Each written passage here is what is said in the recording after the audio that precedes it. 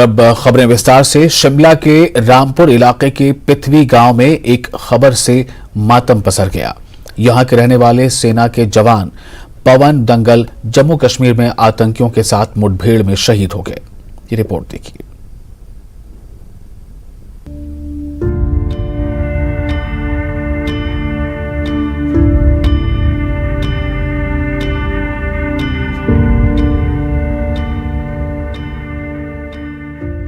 ये तस्वीर है 28 साल के जवान पवन दंगल की।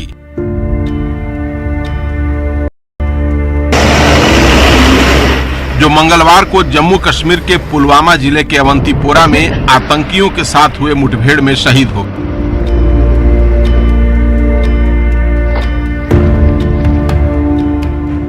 पवन दंगल शिमला के रामपुर इलाके के किन्नू पंचायत के पिथवी गांव के रहने वाले थे। वो सेना की उस टीम में शामिल थे जो पुलवामा के पदगामपोरा इलाके में छिपे उन 2 आतंकियों की तलाश में जुटी थी जिन्होंने रविवार को पुलवामा बाजार में संजय शर्मा नाम के कश्मीरी पंडित की गोली मारकर हत्या कर दी थी।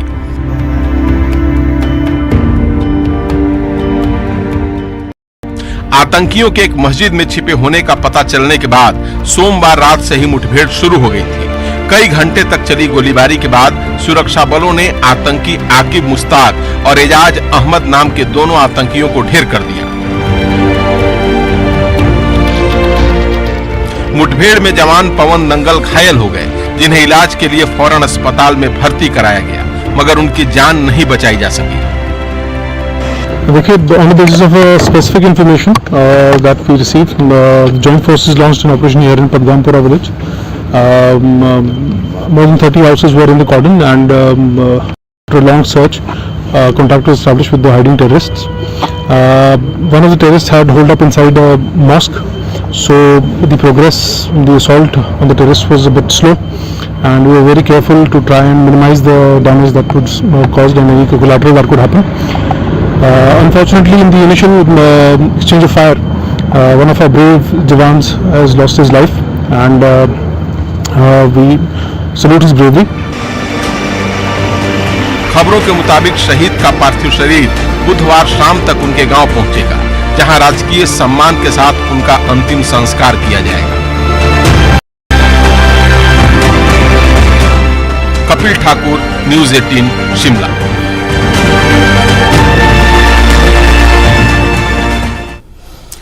नालागढ़ के बारियां इलाके के लोग एक तेंदुए के खौफ में जी रहे हैं। यहां एक तेंदुआ एक रेलिंग पर घूमता दिखाई दिया, जिसका सड़क से गुजर रहे एक शख्स ने वीडियो बना लिया, जो कि सोशल मीडिया पर जमकर वायरल हो रहा है। वहीं तेंदुए की वजह से पहाड़ी इलाके के लोगों में खौफ का माहौल है।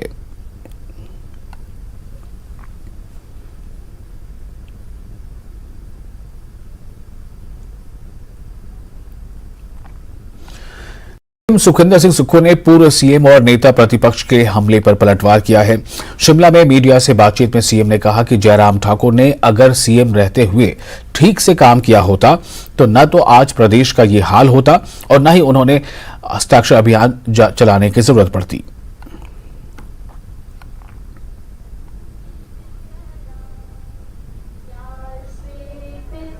हमारी अर्थव्यवस्था को संभलने में 4 साल लगेंगे। जो भारतीय जनता पार्टी की सरकार ने पिछले 5 साल में इतना बुरा हाल कर दिया कि आज 75 और 11 86,000 करोड़ और 5,000 करोड़ जो इन संस्थानों के लिए हस्ताक्षर अभियान चला रहे हैं, उस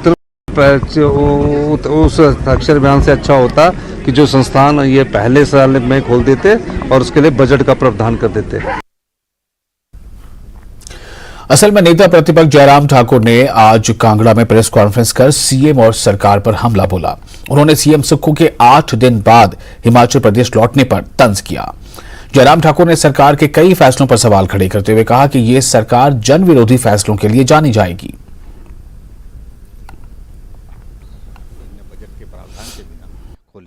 मुख्यमंत्री अब प्रदेश में जहां जिस प्रकार से प्रदेश के लोगों के लिए उनको काम करने के लिए लगना चाहिए, लोगों की समस्याओं को सुनने के लिए लोग आ रहे हैं और उनके दफ्तर के चक्कर काट रहे हैं, निराश होकर के वापिस जा रहे हैं। समाधान नहीं, कोई एक बोलता है वो एडवाइजर से मिल लो, दूसरे एडवाइजर से मिल लो, कितने एडवाइजर हैं, लेकिन लोगों ने तो मुख्यमंत्री से मिलना है, मुख्यमंत्री से मिलकर के समस्या का समाधान चाह रहे हैं, लेकिन वो समाधान नहीं हो पा रहा है। तो निराशा का माहौल जबरदस्त इस तरह का है।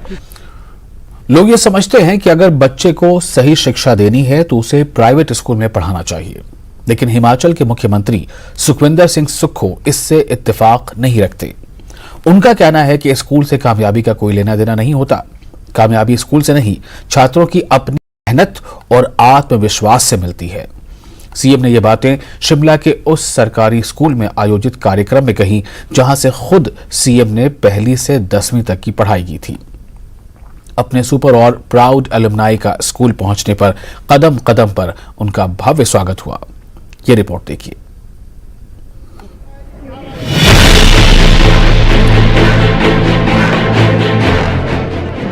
मंगलवार को उस जगह पर सीएम सुक्खू को देखकर हर कोई गर्व कर रहा था, जहां कभी बचपन की शरारतों के लिए कान पकड़कर खड़ा होना पड़ा, तो कभी बदमाशियों के लिए टीचर ने असेंबली में खड़ा कर सामने माफी मंगवाई। ये छोटा शिमला का राजकीय उत्कृष्ट वरिष्ठ माध्यमिक पाठशाला है, जहां के प्रोडक्ट हैं सीएम सुखविंदर सिंह सुक्खू। सीएम ने इसी स्कूल से पहली से 10वीं क्लास तक की पढ़ाई की थी, जो 42 साल बाद सीएम बनकर स्कूल के एनुअल अवार्ड फंक्शन में बतौर चीफ गेस्ट पहुंचे थे।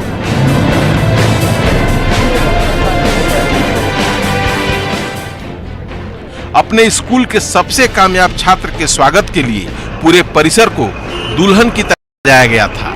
कुछ छात्राएं और शिक्षिकाएं स्वागत का थाल लेकर दरवाजे पर खड़ी थीं। रेड कारपेट बिछा था। हर कदम पर स्वागत के लिए छात्र छात्राएं अलग अलग समूह में खड़े थे।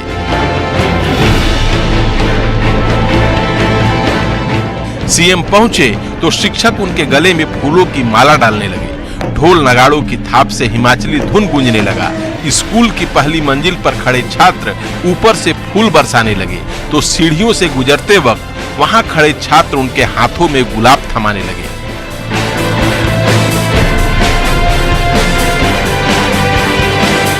स्कूल के आम छात्र की तरह ही सभी से बेरोक टोक मिलते मिलाते सीएम हॉल तक पहुंचे, जहां से मंच पर बुलाकर शॉल ओढ़ाकर टोपी पहनाकर स्मृति चिन्ह और प्राउड एलुमनाई का ये सर्टिफिकेट देकर उनका अभिनंदन किया गया।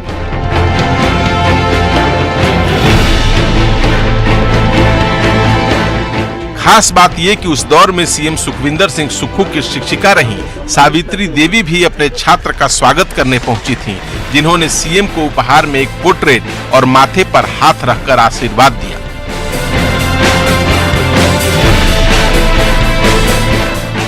मंच पर इसी स्कूल में पढ़ी सीएम की सगी बहन संयोगिता ठाकुर का भी स्वागत किया गया और फिर शुरू हुआ सीएम के स्वागत में सांस्कृतिक कार्यक्रम का सिलसिला।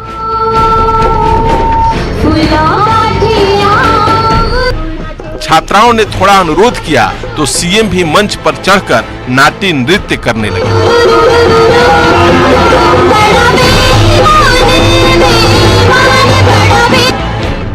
किसी भी इंसान की कामयाबी में उसकी स्कूली शिक्षा का बड़ा योगदान माना जाता है, मगर इस सरकारी स्कूल में पढ़कर प्रदेश के सीएम की कुर्सी तक पहुंचे मुख्यमंत्री ने छात्रों को संदेश देते कहा कि कोई भी स्कूल खराब नहीं होता, स्कूल प्राइवेट हो या सरकारी फर्क नहीं पड़ता, बच्चों फर्क सिर्फ मेहनत और आत्मविश्वास से पड़ता है। उन बच्चों को प्रेरणा देने के लिए कि कोई भी बच्चा किसी भी आम स्कूल से पढ़कर जाता है, शिक्षा वही होती है, लेकिन अपना आत्मविश्वास, दृढ़ संकल्प और इच्छा शक्ति से अगर निडरता और साथ से काम किया जाए तो कोई भी चीज जीवन में मिलना मुश्किल नहीं होती। सीएम ने बच्चों को अपने स्कूली दिनों के कुछ शरारत भरे किस्से भी सुनाए। बताया कि मैं से स्कूल के पास की बगान से सेब तोड़ लेता था, स्कूल बंक कर सिनेमा देखने भाग जाता था। 1977 में जब देश के कई कॉलेजों में आंदोलन शुरू हुआ तो 7वीं क्लास में पढ़ते हुए मैंने स्कूल में ही हड़ताल करा दी। कई बार पिटाई और डांट मिली, लेकिन कभी अपना आत्मविश्वास नहीं टूटने दिया। नहीं, मैं तो काफी शरारती बच्चा होता था। तो जब मैंने बताया ना कि शांता कुमार जी मुख्यमंत्री थे तो हमने स्ट्राइक करवा दी थी। वो सबसे रोचक किस्सा था, वो मैं नहीं करवाया था, सारा स्कूल ही बंद करा दिया था। समय के हिसाब से स्कूली शिक्षा में बदलाव के पक्षधर सीएम सुक्खू ने यह ऐलान किया कि 2 महीने में 50 लाख रुपए की लागत से उनके इस स्कूल को स्मार्ट स्कूल बना दिया जाएगा, जिससे यहाँ हर कुछ डिजिटल और ऑनलाइन हो जाएगा। 4 इंग्लिश स्कूल खोलने का वादा था, उसको हमने स्कूल को कंसेप्ट को तैयार किया है। अभी बजट में जब आएगा तो आपको उसका पता लगेगा, फिर उसको बनने में भी 2 साल लगेंगे। इस मंच से सीएम ने राज्य के सभी सरकारी स्कूलों और शिक्षा नीति में बड़े बदलाव की बात भी कही, जिसका ऐलान बजट में किया जाएगा। सीएम ने कहा कि आम बच्चे ही नहीं, राज्य के अनाथ और गरीब बच्चों को भी पढ़ाने के लिए हर तरह की सुविधा सरकार देगी, जिससे 10 साल में हिमाचल प्रदेश देश का सबसे शिक्षित और अमीर राज्य बनेगा। रणवीर सिंह, न्यूज़ 18, शिमला।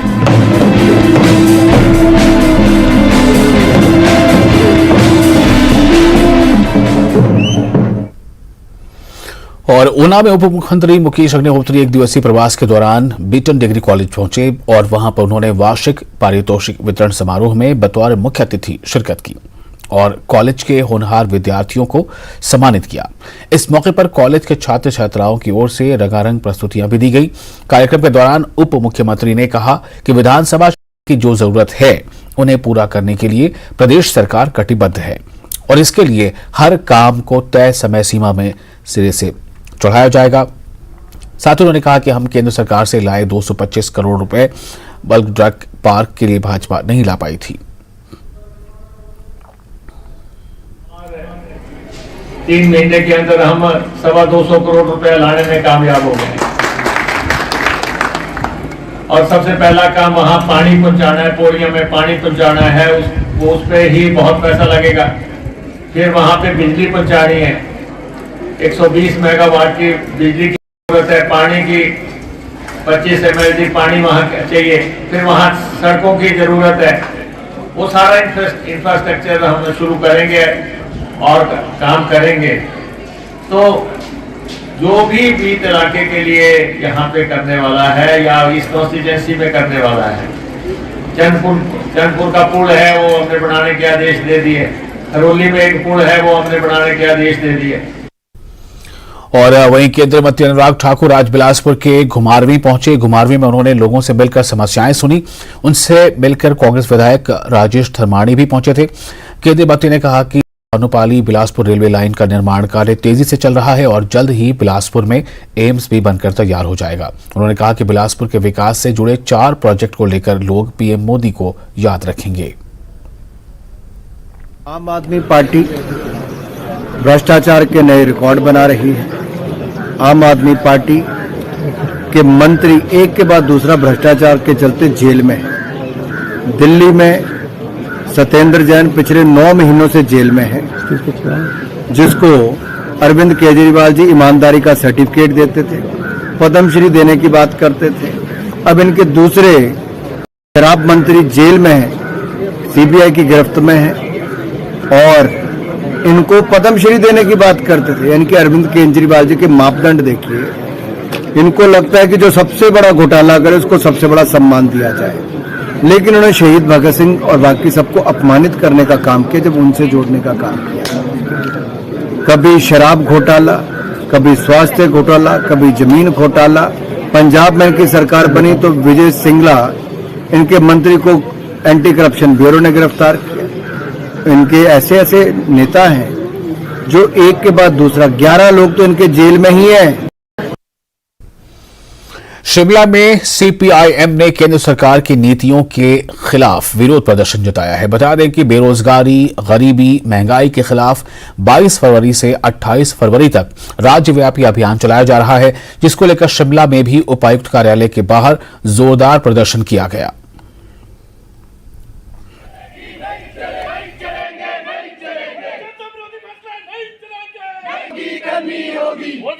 ये बढ़ती बेरोजगारी, गरीबी, असमानता और रोजी रोटी के हमलों के विरोध में आज जो है प्रदेश के स्तर पर जो है सीपीआईएम के द्वारा जो है वो प्रदर्शन किए जा रहे हैं और इसी कड़ी में शिमला के उपायुक्त कार्यालय के बाहर भी ये प्रदर्शन किया जा रहा है। आप देख रहे हैं 2014 से लेकर जब से देश में ये भाजपा के नेतृत्व में ये मोदी की सरकार बनी है, जो नीतियां देश में सरकार के द्वारा लागू की जा रही है, इसके चलते निरंतर जो है बेरोजगारी बढ़ी है, गरीबी बढ़ी है, महंगाई बढ़ी है, जिसके चलते आज जो आम जनता इस देश की है उसको जो है रोजी रोटी का संकट जो है खड़ा हो गया। बद्दी नगर निगम में 4 पार्षदों को मनोनीत किया है और उन मनोनीत पार्षदों को गोपनीयता की शपथ को लेकर एक विशेष कार्यक्रम का आयोजन किया गया। कार्यक्रम में मुख्य संसदीय सचिव रामकुमार चौधरी ने मुख्य अतिथि शिरकत की और वहीं गोपनीयता की शपथ एसडीएम नालागढ़ दिव्यांशु सिंगल ने चारों पार्षदों को दिलाई। इस मौके पर मुख्य संसदीय सचिव रामकुमार चौधरी ने कहा कि प्रदेश के मुख्यमंत्री का भी कहना है कि यह सरकार व्यवस्था परिवर्तन के लिए बनी है और सीएम सुक्खू की अगुवाई में व्यवस्था परिवर्तन भी हो रही है और सरकार बनते ही विकास की गति को तेज कर दिया गया है। कांग्रेस पार्टी ने अपने जो है 4 को मनोनीत किया है, जिसमें सर्वश्री कुलदीप कुमार जी, राहुल बंसल जी, रमन कौशल जी, मदन लाल जी, इन चारों को हमारे एसडीएम साहब नालागढ़ दिव्यांश सिंगल जी द्वारा आज यहाँ पद व गोपनीयता की शपथ दिलाई गई है। तो हम सभी नगर परिषद वासी और दून क्षेत्र के सभी हमारे जितने कार्यकर्ता हैं, सम्माननीय मुख्यमंत्री जी का आपके माध्यम से धन्यवाद करना चाहेंगे कि नगर परिषद के साफ सफाई हेतु, विकास हेतु, स्वच्छता हेतु, मेंटेनेंस हेतु आप जो हमारे ईओ साहब हैं उनके ध्यान में लेके आए। कोई भी आपका सुझाव हो या जो भी आपको लगता है त्रुटि हो जो सुधारने की आवश्यकता है, और आप सभी के सहयोग से हम आशा करते हैं कि जो हमारी नगर परिषद है वो अच्छे और सुचारू रूप से कार्य करे। ब्रेक के बाद एक बार फिर आपका स्वागत है। आप देख रहे हैं अपना हिमाचल। सोलन में सीपीएस संजय अवस्थी स्कूल के वार्षिक कार्यक्रम में शामिल हुए। इस दौरान उन्होंने मीडिया से बातचीत की और भाजपा पर हमला बोला। उन्होंने कहा कि भाजपा हिंदुत्व का मुद्दा उछालकर देश में फिर सत्ता में आना चाहती है, लेकिन उनकी ये चाल देश की जनता समझ चुकी है और अब जनता भाजपा की चालों में आने वाली नहीं है।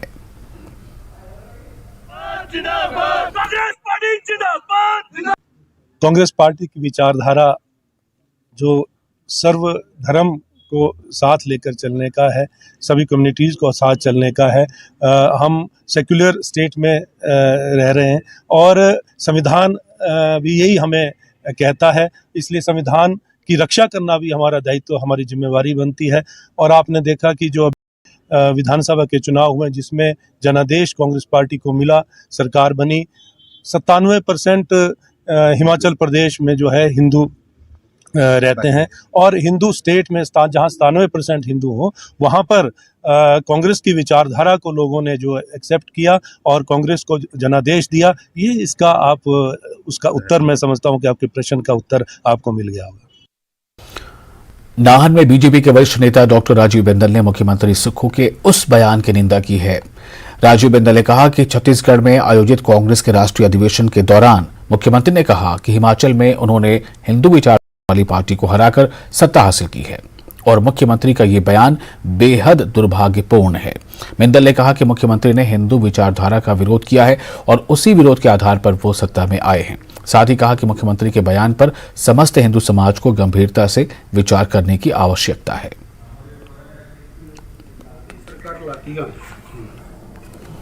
भगवान कृष्ण की संस्कृति यह हिंदू विचार है, वेदों की संस्कृति यह हिंदू विचार है और अनादि काल से चला आ रहा सनातन यह हिंदू विचार है। अर्थात उन्होंने हिंदू विचार के विरोध में सत्ता प्राप्त की, ऐसा उनका मत है। इस पर समस्त हिंदू समाज को गंभीरता से विचार करने की आवश्यकता है कि माननीय मुख्यमंत्री जी ने किन शब्दों का प्रयोग छत्तीसगढ़ राज्य में जाकर के कांग्रेस के राष्ट्रीय अधिवेशन में किया। मंडी के जल शक्ति डिवीजन सुंदरनगर में 48 आउटसोर्स कर्मचारियों को अचानक काम से निकाल दिया गया। कर्मचारियों को पिछले 6 महीने का भी नहीं मिला है। काम से निकाले जाने पर कर्मचारियों ने जल शक्ति विभाग के अधिशासी अभियंता से मिलकर ज्ञापन सौंपा।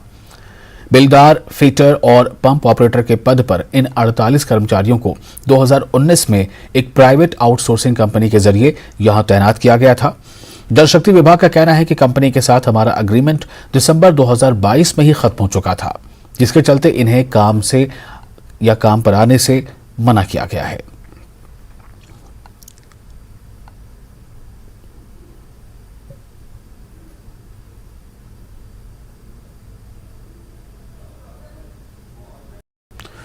नालागढ़ में जूसर बनाने वाली फैक्ट्री के मजदूरों ने कंपनी प्रबंधन के खिलाफ विरोध प्रदर्शन किया है। मजदूरों का कहना है कि सरकार की ओर से निर्धारित न्यूनतम वेतन 8 घंटे का 8,000 ही दिया जाता है और IPF जैसी सुविधाओं से मजदूर अभी तक वंचित हैं।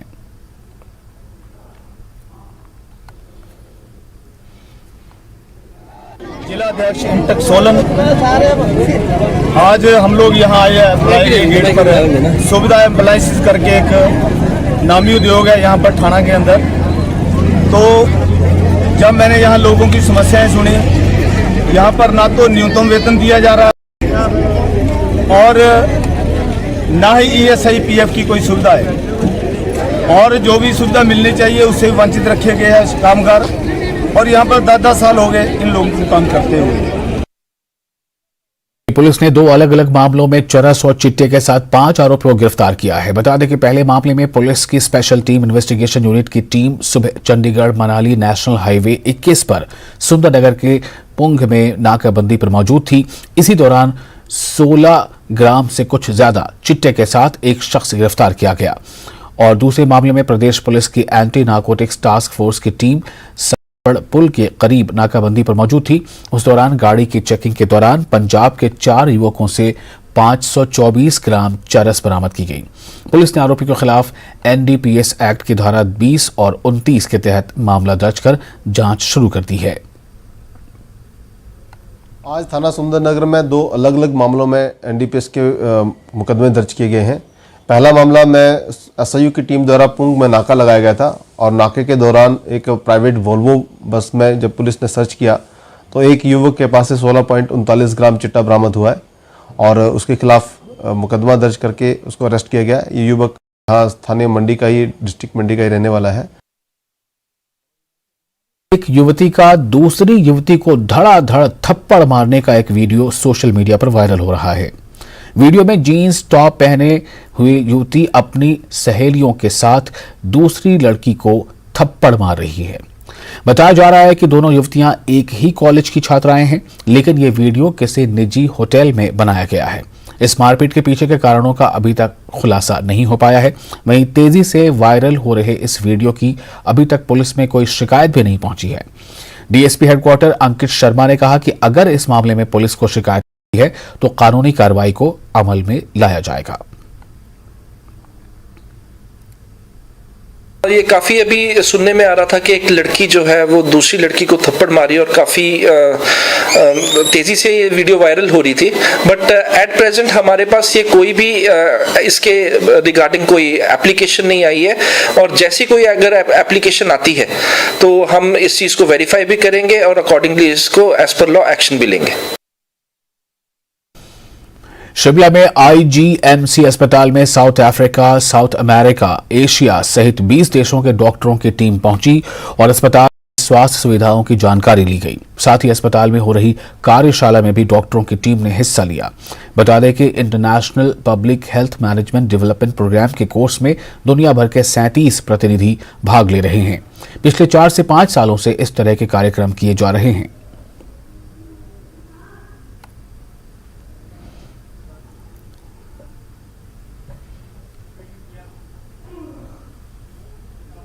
और जो आज ये प्रोग्राम के लिए हम ये 20 कंट्रीज के लोग, 20 देशों के लोग यहाँ पर लाए हैं, 37 लोगों को, वो सीनियर एडमिनिस्ट्रेटर्स हैं, सीनियर डॉक्टर्स हैं अपने देश।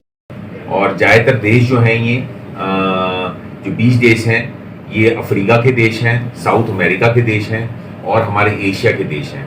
उन देशों के लोगों के आए हुए हैं और ये ministry of external affairs, government of India का प्रोग्राम है। ये हम 2016 से PGI चंडीगढ़ ये प्रोग्राम कर रहा है और इसमें 1000 से ऊपर 85 देशों से जो लोग हैं अब तक ट्रेन हो चुके हैं। और इसी के साथ अपने हिमाचल में फिलहाल इतना ही, लेकिन न्यूज़ 18 JKLH पर खबरों का सिलसिला लगातार जारी है।